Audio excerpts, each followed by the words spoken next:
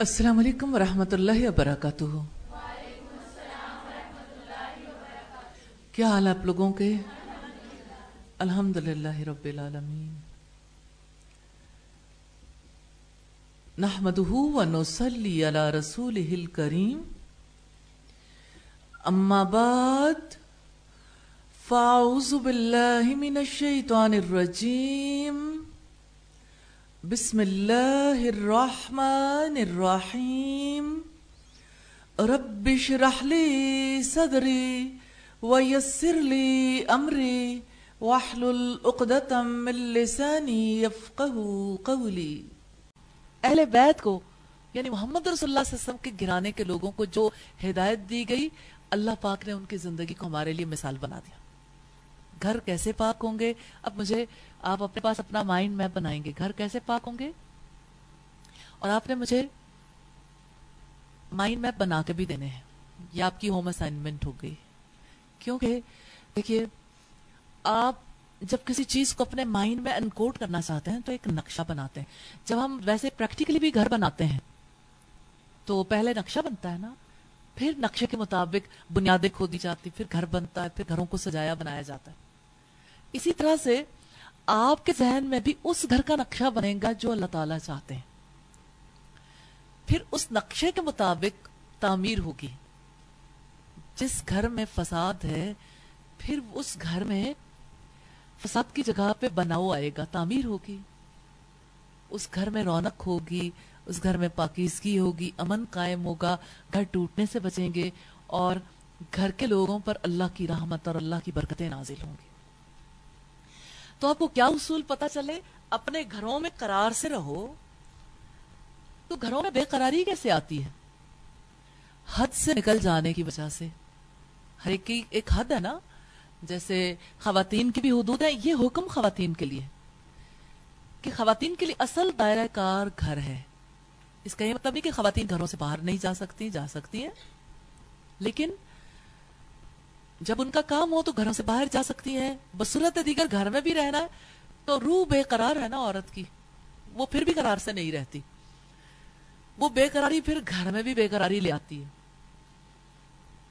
तो अपने घरों में करार से रहो। दूसरी बात जो हमें मिलती है वो क्या है कि पहली जाहिलियत के जीनत जाहिर करने की तरह जीनत जाहिर ना करो। इसका मतलब यह है कि घर के अमन के लिए औरत जीनत तो नहीं छोड़ेगी, लेकिन जीनत के इजहार में मोहतात हो जाएगी। इससे ही पता चलता है कि घर में सिर्फ शौहर बीवी नहीं रहते। ये घर ऐसा है जिसमें और अफराद भी रह सकते हैं। तो शौहर और बीवी के लिए, शौहर के लिए तो इजहार हो सकता है। शौहर के मां से वह जिनके सामने इजहार नहीं होगा। वो कौन है? जिनके सामने इजहार करने से अल्लाह रब्बुल इज्जत ने रोका है। ना महरम जो है उनके सामने इजहार नहीं होगा, और महरम रिश्तेदारों के सामने भी हद तो है ना। ऐसा तो नहीं है कि अल्लाह पाक ने हद वो करने की, सतर की हद है। तो सतर को समझने की जरूरत है कि उसमें क्या कुछ आता है। तीसरी बात क्या है? नमाज कायम करो। तीसरा उसूल है। चौथा उसूल क्या है? ज़कात अदा करो। पांचवा उसूल क्या है? अल्लाह और उसके रसूल की इताअत करो हर मामले में। ये 5 उसूल हैं जिनके तहत अल्लाह रब्बुल इज्जत ने अहले बैत से कहा कि अल्लाह ताला इरादा रखता है कि तुमसे गंदगी को दूर कर दे ए अहले बैत, और तुम्हें पाक कर दे, पूरी तरह पाक करना। तो 5 चीजों से पाकीज़गी नसीब होगी। तो इन 5 उसूलों को जब तक पूरे तरीके से तमाम घराने के लोग नहीं समझते, घर पाक नहीं हो सकते। बात यहां खत्म नहीं हो जाती, बात इससे आगे है।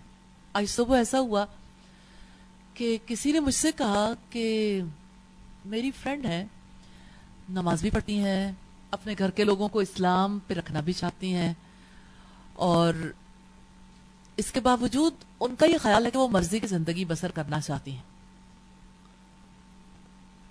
मुझे लगता है कि ये आधा कॉन्सेप्ट है ना, अभी पूरा नहीं हुआ। तो हम देखते हैं मिसाली घराने से, क्योंकि जब कोई अपनी मर्जी करना चाहता है नमाज पढ़ने के बावजूद और रोजे रखने के बावजूद, ज़कात देने के बावजूद, और अपनी औलाद को नमाज और कुरान से ताल्लुक जोड़ने के बावजूद, तो देखना यह है कि खराबी कहाँ आती है। اللہ اور اس کے رسول کی پوری اطاعت نہ کرنے کی وجہ سے، کیونکہ جانتے ہی نہیں، اپنی جانب سے سمجھتے ہیں کہ اطاعت بس نماز، روزہ، حج، زکوٰۃ اور دعا، تلاوت وغیرہ میں، بس اسلام کا یہ کلی نقشہ ہے۔ تو اللہ رب العزت نے اس سے آگے خاص طور پر وضاحت کی ہے کہ ایک یہ گھر کیسے پاک رہ سکتے ہیں۔ وَاذْكُرْنَ مَا يُتْلَى فِي بُيُوتِكُنَّ مِنْ آيَاتِ اللَّهِ وَالْحِكْمَةِ، اور تمہارے گھروں میں اللہ تعالیٰ کی آیات حکمت میں سے جو کچھ تلاوت کی جاتی ہے انہیں یاد کرو، ان کا باہم ذکر کرو، یاد دہانی کرواؤ۔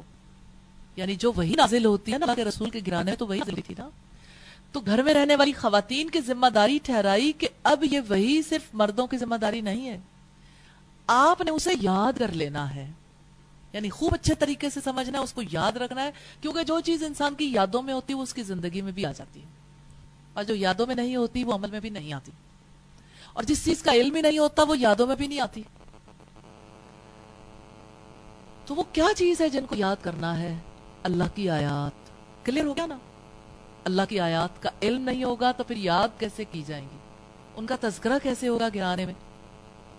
اب ذکر کرنے کے بارے میں آپ دیکھیں، ذکر کے روٹ سے جتنے کام آتے ہیں ساری کام توجہ طلب ہے۔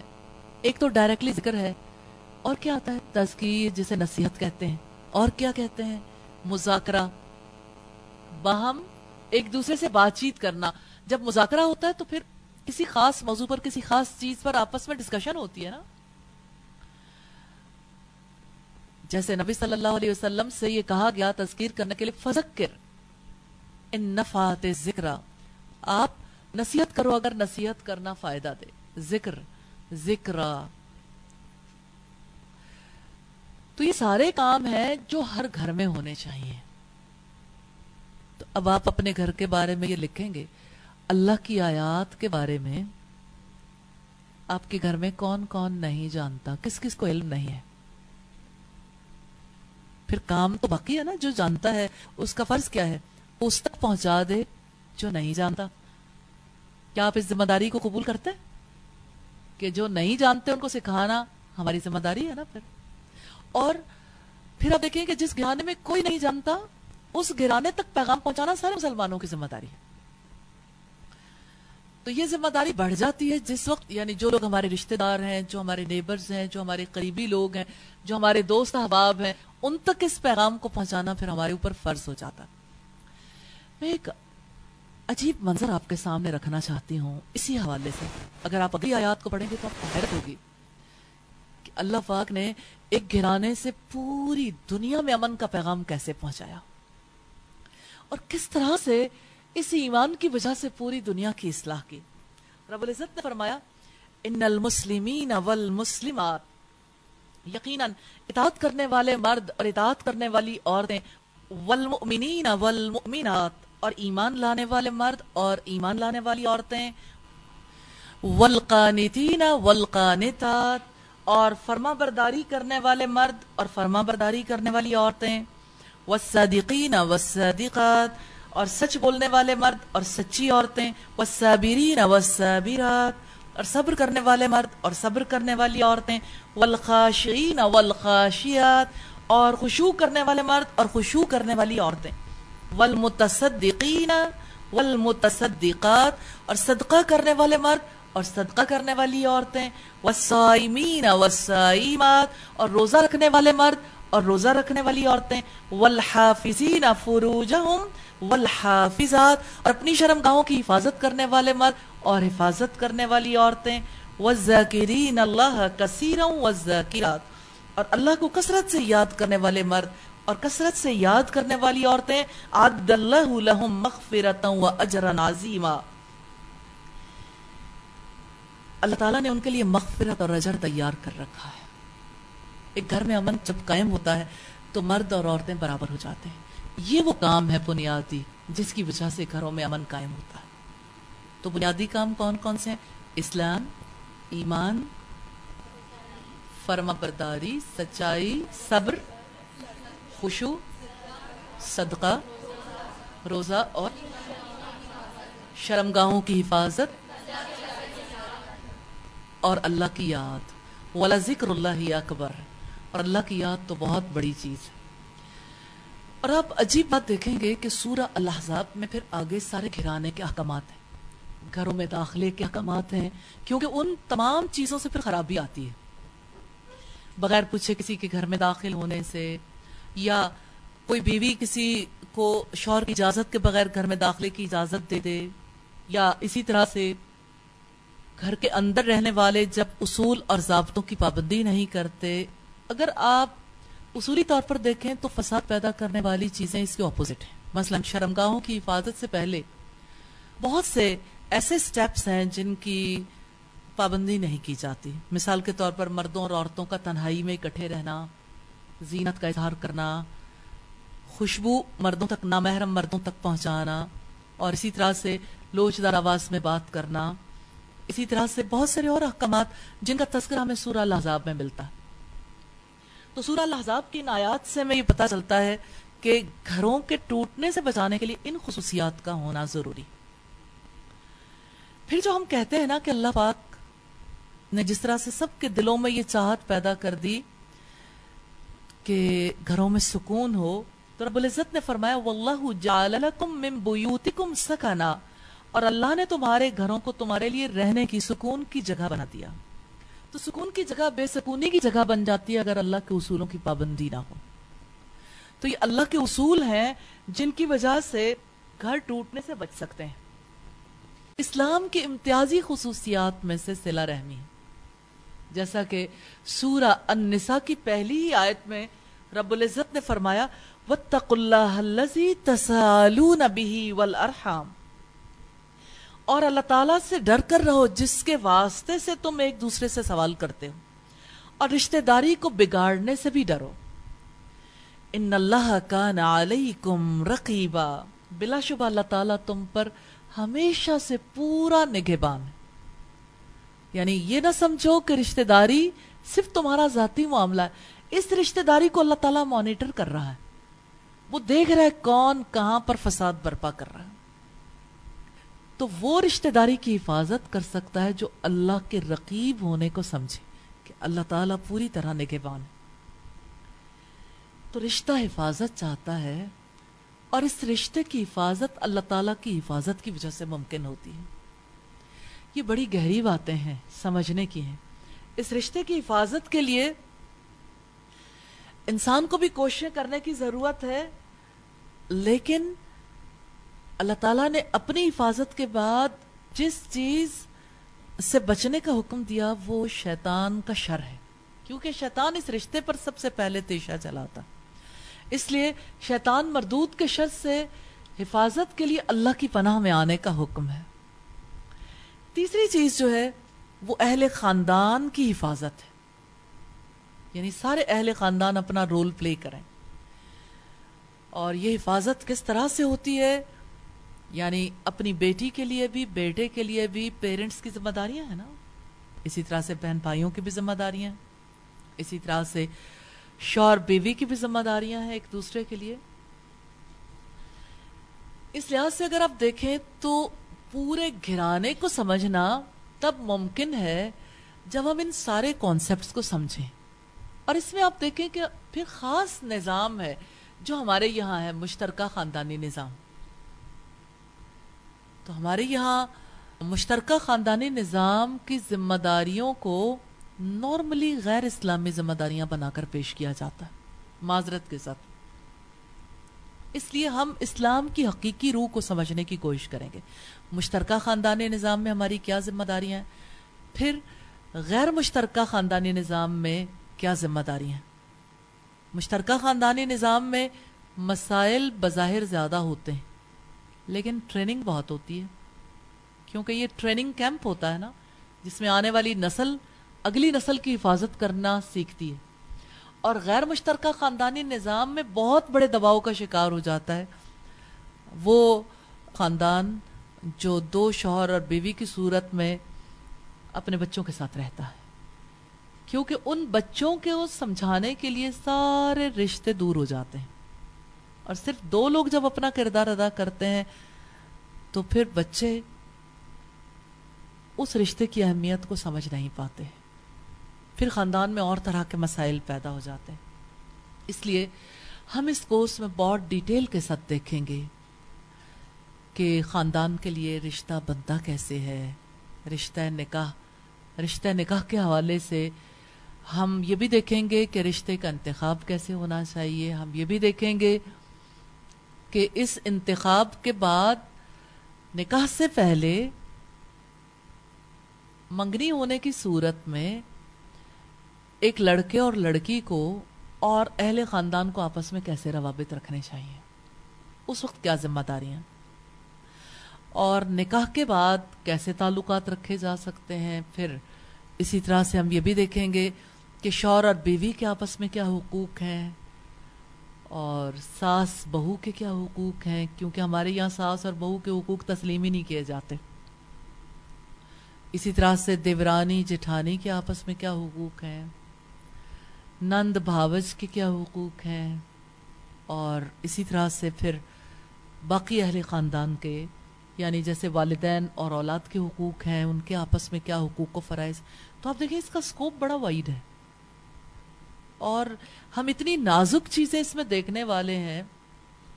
जैसे यूं तो ऐसा लगता है कि एक शौहर बीवी है, लेकिन अगर दूसरी बीवी आ जाए तो सौकनों के बाहमी क्या हुकूक हैं, और एक मर्द की क्या जिम्मेदारी है ऐसे में कि अगर कहीं नागजीर हो जाए दूसरी बीवी लाना, तो फिर खानदान को किस तरह से अच्छे तरीके से निभाया जाए, फिर क्या खानदानी जिम्मेदारियां हैं। क्योंकि ऐसे मौके पर नॉर्मली घर टूट जाते हैं और औलाद भी बिखर जाती है। फिर जब स्ट्रिंग टूट जाती है ना, वो तार जो रिश्तों को जोड़ने वाली है, तो बिखरे मोती कभी नहीं जुड़ते।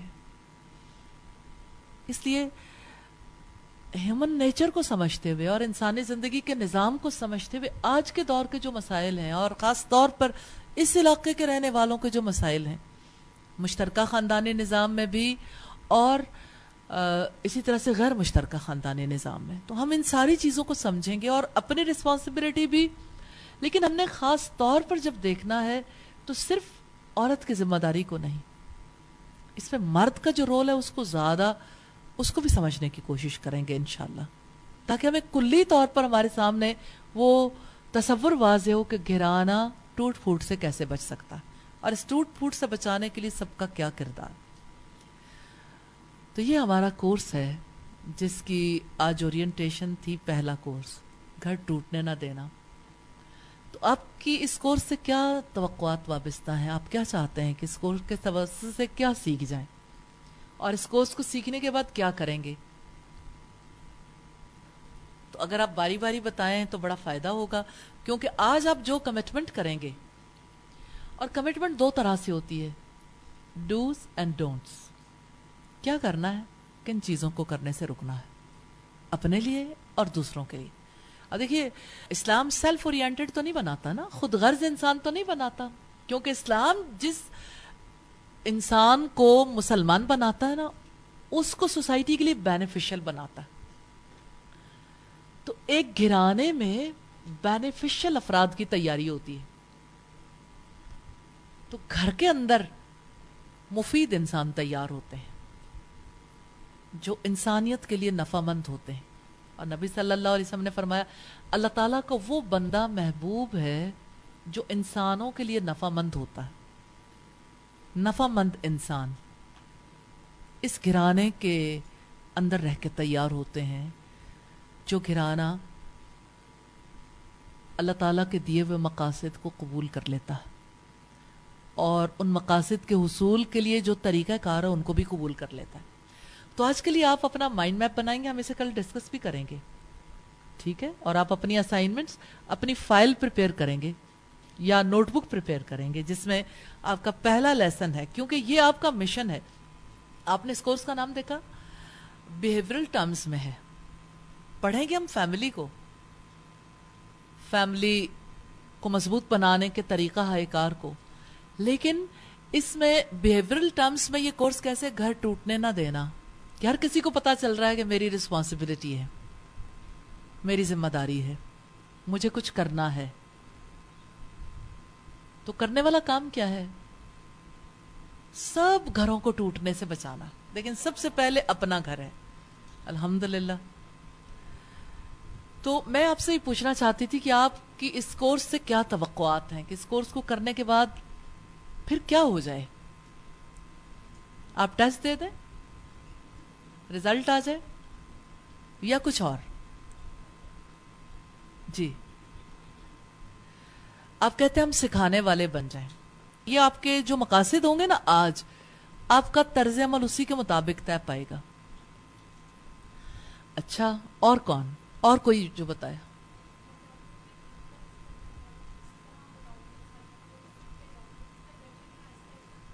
میں چاہتی ہوں کہ جو میں سیکھ کے جاؤں یہاں پہ، میں کس طرح اپنے گھر والوں کو آہستہ آہستہ گریجولی انہیں بتاؤں کہ کس طرح ہم لوگ کے مقاصد دیکھ ہو سکتے ہیں. مطلب ایک دن میں ہم تو سمجھتے ہیں کیونکہ ہمیں قرآن کے طالب علم، میں سمجھتی ہوں، مجھے یہ باتیں تھوڑی مطلب مائنڈ میں بیٹھ جاتی ہیں، لیکن گھر والے بہت دین سے بہت دور ہیں، انہیں اچانک سب کچھ تھوپنا بہت مشکل ہو جاتا ہے کہ وہ سننے کو تیار بھی نہیں ہوتے. تو میں صرف یہ سیکھنا چاہتی ہوں کہ مجھے وہ حکمت، دعائیں بھی کرتی ہوں، لیکن میں یہ بیٹھ کے سوچی تھی کہ مجھے اللہ تعالیٰ مجھے وہ طریقے سکھا دے، میں کس طرح آہستہ آہستہ ان کو پیار سے، اپنے والدین کو، اپنے گھر والوں کو بتاؤں. کیا آج ہم نے جو سیکھا ہے اس میں آپ فیل کرتے ہیں کہ اس میں کوئی ایسی بات ہے جس سے گھر والے اگری نہیں کریں گے؟ آپ نے اگری کیا اللہ کے گھر پہ، تو آپ اپنے گھر والوں کے بارے میں بدگمان کیوں ہیں کہ وہ ایگری نہیں کریں گے؟ ایگری کریں گے. آپ پازیٹیولی سوچیں. اگر آپ یہ سوچیں گے نا کہ وہ ایگری نہیں کریں گے تو آپ کا طرز عمل ڈیفرنٹ ہوگا. کیوں نہیں ایگری کریں گے؟ وہ ہم سے زیادہ اللہ سے محبت کرنے والے ہو سکتے ہیں. ٹھیک ہے، بعض اوقات ظاہری طرز عمل ویسا نہیں ہوتا، اتنی سمجھ نہیں ہوتی، لیکن رسول اللہ صلی اللہ علیہ وسلم نے جب یہ فرمایا نا کہ جو موجود ہیں وہ ان لوگوں کو پہنچا دیں جو غائب ہیں، موجود نہیں ہے. ہو سکتا ہے جو یہاں موجود نہیں وہ اس سے زیادہ اچھے یاد رکھنے والے ہوں. پازیٹیو اپروچ رکھیں کہ جب ہم پہنچائیں گے ہو سکتا ہے وہ ہم سے زیادہ اچھا سمجھنے والے ہوں انشاءاللہ. اچھا، اور آپ کی کیا توقعات ہیں، ایکسپیکٹیشنز کیا ہیں کہ ہم کیا کچھ سیکھ جائیں؟ دیکھیں، آپ نے سکھانے کی بات کی ہے، میں سیکھنے کی بات کر رہی ہوں، خود کرنے کی بات کر رہی ہوں. کیونکہ پہلے جتنا حصہ سیکھیں گے، ہر روز اپنے مائنڈ میں نہیں بٹھائیں گے تو آپ کے ذہن میں فیملی کا وہ کانسیپٹ، گھر کا وہ کانسیپٹ، گرانے کا وہ کانسیپٹ کبھی نہیں ابھرے گا جو اللہ تعالیٰ نے سکھایا. اس کو یاد کر لیں، اور جو اللہ نے مقاصد مقرر کیے ان کو، ان کے حصول کا جو طریقہ کار ہے ان کو انشاءاللہ. کوئی اور بتائے گا کہ آپ کی کیا ایکسپیکٹیشنز ہیں کورس سے؟ جی جی بتائیے، کون بتائے گا؟ السلام علیکم استاذہ. مجھے کورس پڑھتے ہوئے ایسے لگ رہا تھا جیسے یعنی ابھی ظاہر اورینٹیشن نہیں ہوئی ہے، تو روزمرہ کی زندگی میں یہ معاملات ہیں ہمارے گھروں کے کہ ہماری فیملیز یعنی کبھی کسی کی کوئی بات ہو گئی، کسی نے برا کہہ دیا، تو اپنے آپ کو نارمل رکھنا اتنا مشکل لگتا تھا. یعنی کیونکہ ہم تو دین سے جڑے ہوئے ہیں، لیکن فیملی کو دیکھ کے تھوڑا سمجھانا انہیں وہ ہوتا تھا. تو اب الحمدللہ مجھے ایسا لگ رہا ہے کہ میں اپنے گھر والوں کو کہتی تھی کہ نہیں امی اگر ایسا کچھ ہو گیا کوئی بات نہیں، آپ صلہ رحمی کریں، مطلب یہ چیزیں تو سناتی تھی احادیث، لیکن وہ جو ایک گراؤنڈ تھا نا، مجھے ایسا لگتا ہے مجھے ایک گراؤنڈ ملا ہے کہ اب میں خود بہت کچھ سیکھوں گی یہاں سے، اور اب اچھا انہیں جو ہے وہ بتا سکوں گی انشاءاللہ تعالی. اور دوسرا یہ کہ جو گھر کا بیسک کانسیپٹ جو تھا نا وہ نہیں تھا ذہن میں. یہ تھا کہ بچہ اچھا ہوم سویٹ ہوم، گھر جانا ہے، یہ کرنا ہے، امی کا خیال رکھنا ہے، ابو کا خیال رکھنا ہے. لیکن کیوں رکھنا ہے؟ کیونکہ اللہ چاہتا ہے. اور پھر جو ساری گھر کی کعبہ سے جو ہم نے ریزمبلنس دیکھی الحمدللہ بہت زیادہ اس سے جو ہے وہ سیکھنے کو ملا الحمدللہ.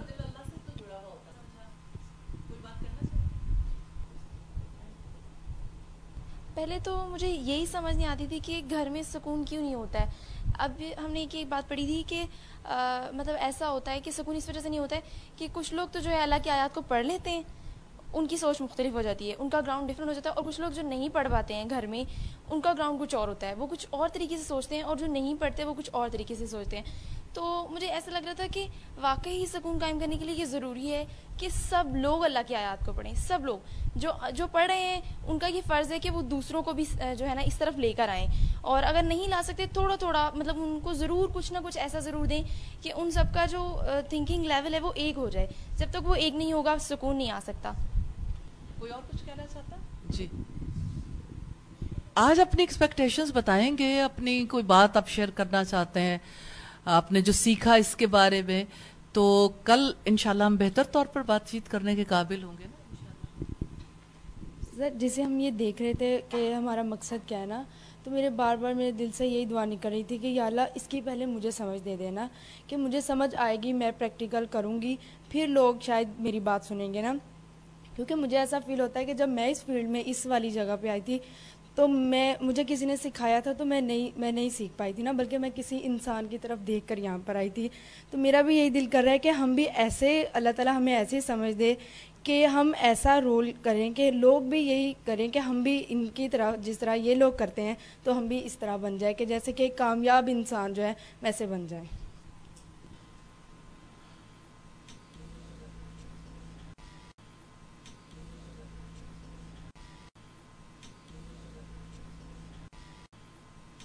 محبت ہے. اس کے مقابلے میں سسرال وہ گھر ہے جہاں ایک لڑکی کو شعوری طور پر مقام بنانا پڑتا ہے. اور کہنا تو بہت آسان ہے کہ شعوری طور پر مقام بنانا پڑتا ہے، لیکن کرنا سیکھنے کی ضرورت ہے. اور سیکھتا انسان تب ہے جب اس کی ضرورت فیل کرے، اور جب ایک انسان ارادہ کر لے کہ میں نے اس زندگی کے لیے محنت کرنی ہے. اور اگر وہ محنت نہ کرے یا نہ کرنا چاہتا ہو تو سسرال اس کے لیے دائمی عذاب بن جاتا ہے. اور اگر آپ اس عذاب کی حقیقت کو سمجھنا چاہیں تو یہ نفسیاتی عذاب ہے. ریلی اس سے بڑی کوئی سزا نہیں ہے. لیکن اگر ایک لڑکی شعوری طور پر کوشش کرتی ہے تو شعوری طور پر کوشش کی وجہ سے مقام سمجھے بغیر نہیں، حیثیت سمجھے بغیر نہیں، طریقہ کار سمجھے بغیر نہیں ہو سکتا. لیکن اگر وہ سمجھ لے، ارادہ کر لے، تو سسرال سے زیادہ دائمی محبت کا گھر بھی کوئی نہیں ہوتا. مراد یہ کہ مستقل طور پر جب تک اللہ تعالیٰ وہاں رہنا نصیب کرے تو وہ خوشیوں بھرا گھرانہ بن جاتا ہے الحمدللہ. لیکن یہ عمل ایک دو دن کا نہیں ہوتا، مستقل عمل ہے. لڑکی کو اپنے گھر میں ایک لمحے کے لیے بھی کوشش نہیں کرنی پڑتی. ابتدا میں جو ہی وہ پیدا ہوتی ہے، پیدا ہونے سے پہلے ہی انتظار ہوتا ہے. اب آپ یہ دیکھیے کہ میکے سے سسرال تک میں پہلی بات یہ پتہ چلی کہ میکے میں مقام مل جاتا ہے، سسرال میں مقام بنانا پڑتا ہے. تو جو چیز مل جائے وہ ٹیکن فار گرانٹیڈ ہوتی ہے نا، اور جہاں پہ مقام بنانا پڑتا ہے وہاں مشقت کرنی پڑتی ہے. تو پہلے اس کا ارادہ کرنا ضروری ہے کہ مشقت بھی اٹھانی پڑے تو اٹھانی ہے، کیونکہ مقام بنانا ہے اور کسی کی نظر میں نہیں، اللہ کی نظر میں. کیونکہ اللہ تعالیٰ کی طرف سے جو ذمہ داریاں عائد ہیں ان ذمہ داریوں کو ادا کرنے پر اجر کی بشارت ہے نا، الحمدللہ. تو آپ دیکھیں کتنی سادہ سی بات ہے. لڑکی کی شادی ہونی ہو تو سسرال والے دیکھنے آتے ہیں، لڑکی سمجھتی میری بڑی ویلیو ہے. پھر سسرال والے اس کے لیے کپڑے بناتے ہیں، اس کا ناپ جا رہا ہے، پھر اس کی پسند پوچھی جا رہی ہے، پھر اس کے ساتھ شاپنگ ہو رہی ہے، پھر اس کی جیولری تیار ہو رہی ہے، اس کے جوتے، اس کی آرائش کا سامان. تو لڑکی کی سوچ صرف یہیں تک گھومتی ہے کہ میں ہوں، اور میں شادی کے موقع پر کیسی لگوں اس کی صرف مجھے فکر نہیں، میرے سسرال والوں کو بھی ہے. وہ چاہتے ہیں کہ میں خوبصورت لگوں. تو لڑکی یہ سمجھتی ہے کہ شاید میری ذات سب کا محور و مرکز رہے گی شادی کے دن کی طرح. لیکن یہ جو ساری تگ و دو ہے نا، اس کا اختتام شادی کے دن ولیمے تک، زیادہ سے زیادہ چند دن مزید دعوتوں تک جاری رہتا ہے. And that's it. پھر توقعات کا دور شروع ہو جاتا ہے. تو لڑکی جب سسرال کے گھر پہنچتی ہے نا تو وہ اس سوچ کے ساتھ نہیں پہنچتی کہ میں نے کسی کے لیے جینا ہے. وہ اس سوچ کے ساتھ پہنچتی ہے کہ سب نے میرے لیے جینا ہے. کپڑوں کی وجہ سے غلط فہمی، جیولری کی وجہ سے، اور لوگوں کے توجہ دینے کی وجہ سے. جب کبھی کوئی ساس پسند کرتی ہے احسان تو بہت ہے ساس کا، ماں تو پسند کر کے نہیں لاتی، ساس پسند کر کے لے جاتی. ماں کب یہ سوچتی ہے کہ اچھا یہ بچی اس کے نین نقش ایسے ہیں، یہ لوں یا یہ لوں یا یہ لوں؟ یہ تو ساسی کا کام ہے، یا نندوں کا کام ہے، یا سسرال میں دیگر جو رشتہ دار ہیں وہی خواتین آ کے پسند کرتی ہیں نا. نارملی تو ایسا ہی ہوتا. تو اب آپ دیکھیں کہ جس نے کسی لڑکی کو پسند کیا اس کا احسان تو ہے، اس نے ترجیح دی ہے، پریفرنس دی ہے باقی سب کے مقابلے میں. لڑکی کو ان کی بات بھول جاتی ہے، اپنی یاد رہتی کہ میں ہوئی ایسی کہ مجھے پسند کیا گیا. گویا اس کا بڑا کمال ہے. اب آپ دیکھیں کہ ایک ایک چیز اس کو تکبر میں مبتلا کرتی ہے نا، اور پھونک بھرتی جاتی. جب وہ دلہن بنتی ہے نا پوری طرح سے پھونک بھر چکی ہوتی ہے. پھر جب وہ سسرال کے گھر جاتی ہے تو پوری پھونک کے ساتھ جاتی ہے. شادی کے بعد ولیمے تک سلسلہ جاری رہتا ہے. جب وہ ولیمے کے بعد اپنے گھر واپس آتی ہے، واپس جاتی ہے، تو ماحول بدلا لگتا ہے، کیونکہ سب لوگ توقعات وابستہ کر لیتے ہیں نا کہ اب جیسے ہم نے ایک بھلائی کا معاملہ کیا تو واپسی ہمارے ساتھ بھی بھلائی کا معاملہ ہو. لیکن لڑکی سمجھ نہیں پاتی. اس لیے ہمارے لیے بہت زیادہ ضروری ہے کہ ہم میکے سے سسرال تک کے سفر کو اچھے طریقے سے سمجھیں. میں یہ تو نہیں کہتی کہ یہ کوئی ایک دن کی بات ہے، لیکن میں یہ سمجھتی ہوں کہ اگر کچھ کویسچن مارک آپ کے ذہن میں لگ گئے، کچھ ایسی چیزیں جنہیں آپ نے دل میں بٹھا لیا، جو آپ کی فکر کا حصہ بن گئیں، کچھ ایسی چیزیں جن کا آپ نے ارادہ کر لیا، یہ آپ کے اچھے سفر کا آغاز بن جائیں گے انشاءاللہ. یہ زیادہ سفر ضرور ہو جائے گا. تو آپ دیکھیں کہ سسرال کا گھر دراصل ایک امتحان گاہ ہوتا ہے. شادی سے پہلے لڑکی کبھی نہیں سوچتی کہ وہ امتحان گاہ ہے، کہ میں امتحان کے لیے جا رہی ہوں. دیکھیں آپ پیپر دینے جاتے ہیں تو 3 گھنٹے کے لیے 2 گھنٹے کے لیے آپ کا پیپر ختم ہو جاتا ہے، تو آپ کی وہ کیفیت ختم ہو جاتی ہے، آپ دوبارہ زندگی میں واپس لوٹ آتے ہیں. لیکن سسرال کا پرچہ شروع ہوتا ہے تو پھر ختم ہی نہیں ہوتا. اور سسرال میں جتنے پرچے ہمیں دینے ہوتے ہیں ان سارے پرچوں میں کوئی سوال آپشنل نہیں ہوتا. اور وہ جیسے امجد اسلام امجد نے کہا کہ زندگی کے پرچے کے سب سوال مشکل ہیں، سب سوال لازم ہیں. تو یہ مشکل سوالات شادی کے بعد انسان کو سولو کرنے ہوتے ہیں. اور لڑکی شادی کو امتحان نہیں، شادی کو ایک سپنا سمجھتی ہے.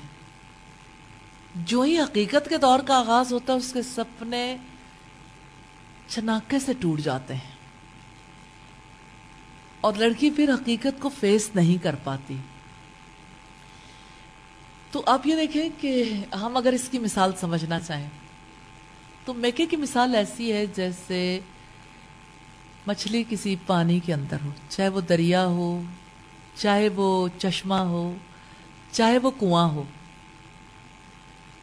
جس وقت لڑکی سسرال میں جاتی تو اس کی حیثیت ایسے ہو جاتی ہے جیسے مچھلی کو پانی سے نکال کر خشکی میں رہنے کا عادی کیا جائے. تو آپ دیکھیں کہ خشکی میں رہنے والی مچھلی کی کیا کیفیت ہوتی ہے. ہر پل وہ تڑپتی ہے، کیونکہ ماحول اس کی مرضی کا نہیں ہے نا.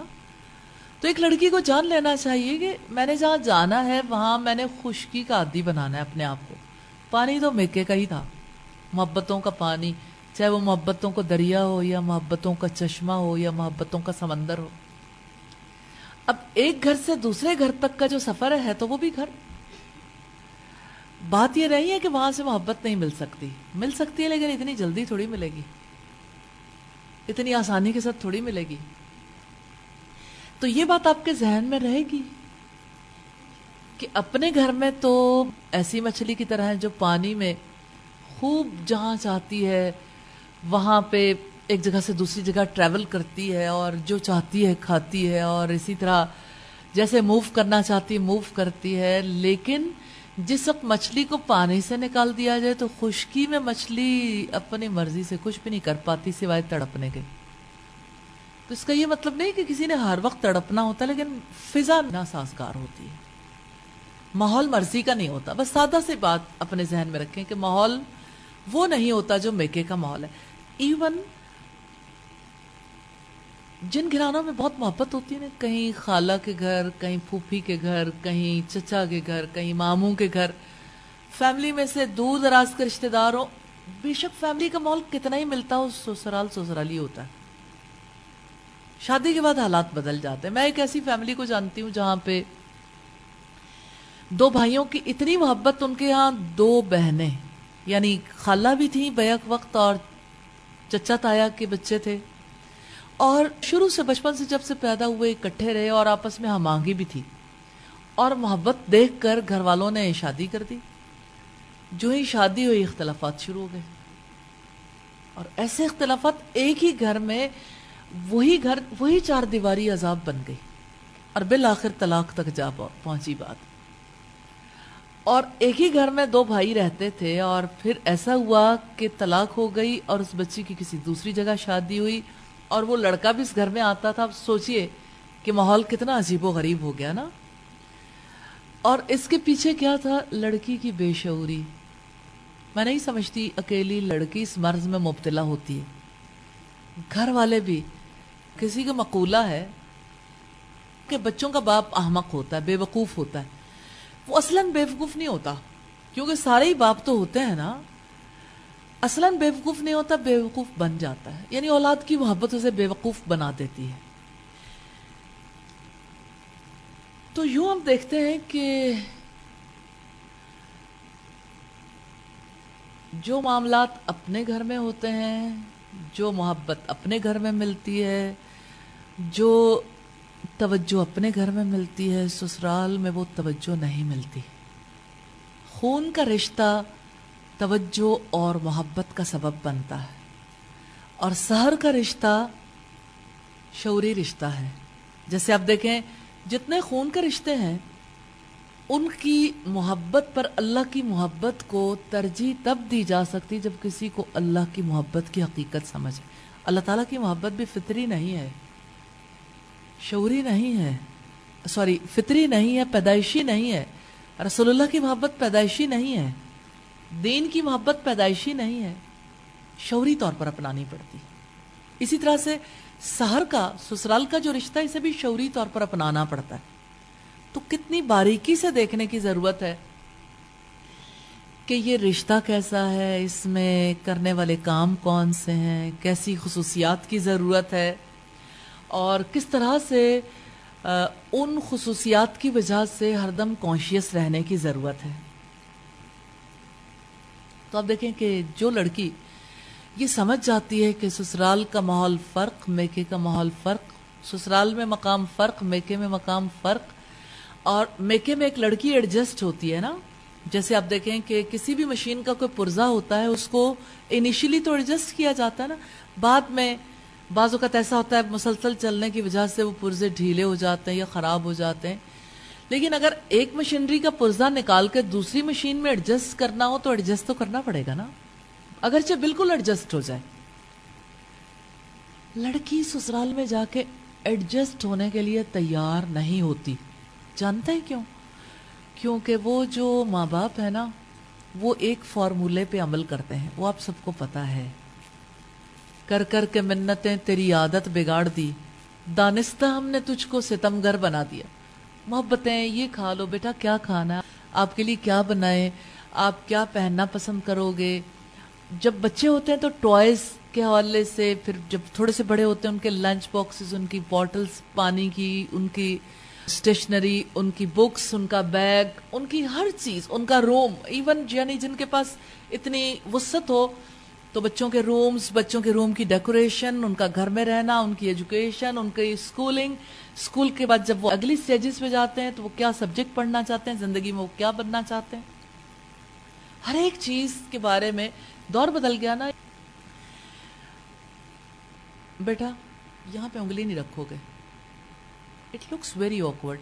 جب آپ ہونٹوں پہ انگلی رکھ کے ہر وقت ایسے کرتے ہو نا, کوئی بھی, وہ کوئی بھی ہو, تو یہ اچھا جسر نہیں ہے, ایسا مناسب نہیں لگتا, نامناسب رویہ.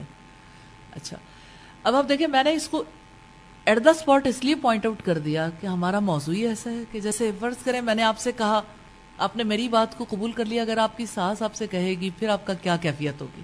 کیونکہ میرے لیے آپ کے دل میں گنجائش ہے. بس اتنی سی بات ہے، یہ مثال دینے کے لیے کہ دیکھو میں نے آپ کو ایک بات کہی نا، یہی بات ساس کہنے سے پہلے 100 دفعہ سوچتی ہے کہ دلہن کا موڈ آف ہو جائے گا. موڈ آف ہوگا تو پھر آن ہونے میں پتہ نہیں کتنا وقت لگ جائے، شاید آن ہی نہ ہو. ہمیشہ کے لیے کوئی بات دل میں رہ گئی تو پھر کیا ہوگا؟ تو آپ یہ دیکھیں کہ کتنا نازک موڑ ہے، اور ایڈجسٹ ہونے کی ضرورت تو ہے، لیکن لڑکی ایڈجسٹ ہونے کے لیے تیار ہی نہیں ہوتی. کیونکہ لڑکی کہتی ہے کہ میری پسند ہے، میری زندگی ہے، اور میرا مزاج ہے، فلاں چیز مجھے اچھی لگتی ہے، فلاں اچھی نہیں لگتی. اپنے گھر میں تو سارے ہی اس چیز کو پروان چڑھاتے ہیں، اور جس وقت سسرال میں جاتے ہیں تو پتہ چلتا ہے کچھ اور لوگوں کی پسند ہے. لڑکی چاہتی سارے میری پسند میں ڈھل جائیں، میرے مزاج کے مطابق چلیں. جو پہلے سے اس گھر کے رہنے والے ہیں وہ عجیب محسوس کرتے ہیں کہ یہ کیسے ہو سکتا ہے کہ ابھی جمعہ 8 دن ہوئے نہیں آئے ہوئے اور ہم سارے ہی اس کے مطابق ڈھل جائیں. اگر اپنے گھر کے حوالے سے دیکھیں تو سوچیں، جس روز آپ کے بھائی کی بیوی آپ کے گھر آئے اور وہ چاہے کہ سارے گھر والے اس کی پسند کے مطابق ڈھل جائیں تو کیا ہوگا؟ ایسا نہیں ہوتا. یہ ریالٹی ہے، آنے والی کو ہی ڈھلنا پڑتا ہے. جو بچی سسرال کے ماحول میں ڈھلنے کے لیے تیار ہو جاتی وہ کامیاب ہو جاتی، قبول کر لیتی کہ میں نے ایڈجسٹ ہونا ہے. اب ایڈجسٹمنٹ کے لیے اس کو کیا کرنا ہے؟ جو بات مزاج کے خلاف ہے اس کو اگنور کرنا ہے. اور آلموسٹ 99% باتیں ایسی نکلیں گی جو مزاج کے خلاف نہ بھی ہوئیں تو کم از کم پسند نہیں ہوں گی. یعنی ہو سکتا ہے کہ انسان ان کو میکے میں اگنور ہی کرتا رہا، لیکن سسرال میں ہر چیز پاپ اپ ہونی شروع ہو جاتی. اور آپ سوچیں کہ ہر وقت ہی کچھ نہ کچھ ہو رہا ہوتا ہے نا، تو لڑکی کی کیفیت ایسی ہوتی ہے جیسے پاپ کارنز بن رہے ہوتے ہیں نا، ایک بات آئی، دوسری بات آئی، تیسری، اندر ایسا سما ہوتا ہے جیسے سمجھ نہیں آتی کہ ہر وقت کچھ نہ کچھ اچھل رہا. سبحانک اللہم و بحمدک نشہد ان لا الہ الا انت نستغفرک و نتوب